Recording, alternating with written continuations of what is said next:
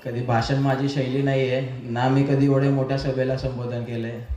त्यामुळे समोर बसलेली जनतेला पण आणि माझ्या पत्रकार बांधवांना पण म्हणतो, जरा सांभाळून घ्या. काय पुढं मागं झालं तर तेवढं सांभाळून घ्या, तुमचाच मुलगा आहे. आज आपण एकंबे गटाच्या उमेदवार श्री राजेश्वरी ताई भोसले व आपले गणाचे उमेदवार केतनदादा चव्हाण यांच्या प्रचार सभेला आपण इथे एकत्रित आलो आहोत.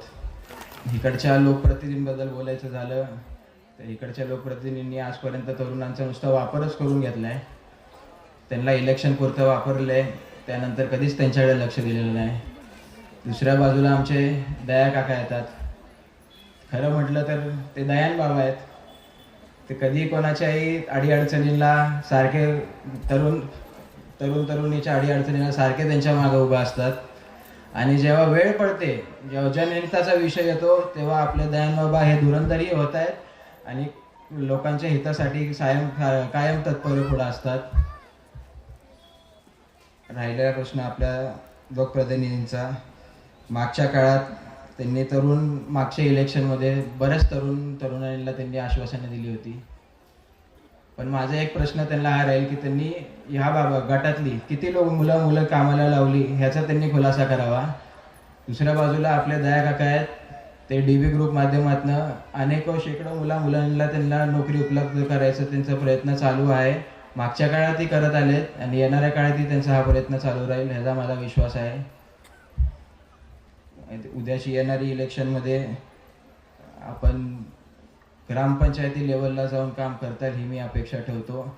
आणि आजचा हा तरुणाईंचा आणि आमच्या लाडक्या बहिणींचा उत्साह बघून एवढं निश्चित आहे, जसं भैया म्हटले की अख्ख्या जिल्ह्यात राजेश्वरी ताई हे भाऊ 1 नंबर मताने निवडून येणार आहे, ह्याला काहीच दुसरा डाऊट राहिला नाहीये. ह्याच्या अगोदर कधी इतक्या मोठ्या व्यासपीठावर मला भाषण करायची कधी संधी नाही मिळाली किंवा योग नाही जोडला. परंतु आता दया काकांमुळे योग जोडलाच आहे. तर म्हणलं आता या प्रवासाची सुरुवात माझ्या महापुरुषांचं मी वंदन करूनच करावी. मित्रांनो, खरं जरी आमचं गाव, आमचा मतदारसंघ जरी वाई असला तरी कोरेगाव तालुक्याचं ना आमचं जुनं ऋणानुबंध आहे. मला आजही आठवतं ते बालवयात माझ्या आजोबांकडं कोरेगाव तालुक्यातली माणसं कायम यायची.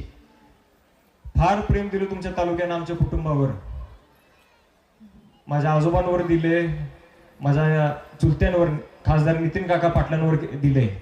आणि आम्ही सुद्धा इथून पुढे भविष्य काळात कायमस्वरूपी प्रचंड तुमच्या या तालुक्यावर आम्ही प्रेम देत राहणार आहे.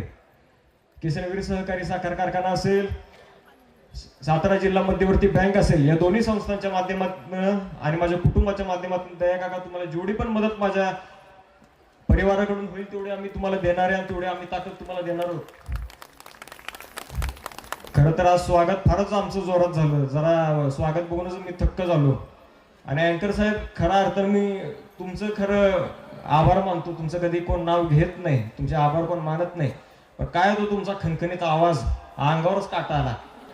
मला आजही आठवतं, मागच्या वर्षी खटाव तालुक्यात नागाच्या कुमट या गावात यात्रेनिमित्त आपली भेट झाली. मी विसरलो नाही ते आज पण. आज मी तुमच्या सर्वांशी संवाद साधायला आलोय. आज थोडंसं मला वाईट वाटतं की राज्यात आणि देशभरात जे काही वातावरण गढूळ आणि दूषित करण्याचा जो प्रयत्न चालू आहे, जाती धर्मांमध्ये जो वाद निर्माण करायचा जो प्रयत्न चालू आहे, हे बघून फार वाईट वाटतं. ह्याच्या अगोदर पूर्वी असं कधी नव्हतं. मित्रांनो, आज आपला राष्ट्रवादी पक्ष हा असा पक्ष आहे जो समाजातील प्रत्येक घटकाला सोबत घेऊन जाणारा हा पक्ष आहे. आणि अशा पक्षाला तुम्ही साथ दिली पाहिजे. हा काय पक्ष नाही, हा आपला परिवार आहे. तुम्ही सर्व माझे परिवार आहात एवढं लक्षात ठेवा. कधी हाक मारा, आहान पाटील कायम तुमच्या सेवेसाठी तत्पर राहील. आज पाहून तर बघा दया काका, आज खरं तर मला पुरुषांपेक्षा जास्त मला इथं महिलांचीच गर्दी जास्त दिसते. महिलांची गर्दी बघून जरा असं वाटते लाडक्या बहिणींचा लाडका भाऊ तुम्हीच दिसताय. शासनापेक्षा असं वाटतं हिथंच लाडकी बहीण योजना जास्त चांगली राबवली जाते का काय, असं जरा मला तर वाटायला लागले. तुमची चर्चा सातारपर्यंत आहे.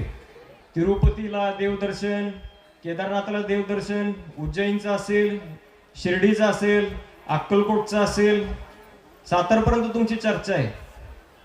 माझ्या या माता भगिनींना त्या परमेश्वराच्या दारात पोहोचवण्याचं जे तुम्ही पवित्र काम करताय, हे कधीही माझ्या या माता भगिनी विसरणार नाहीत.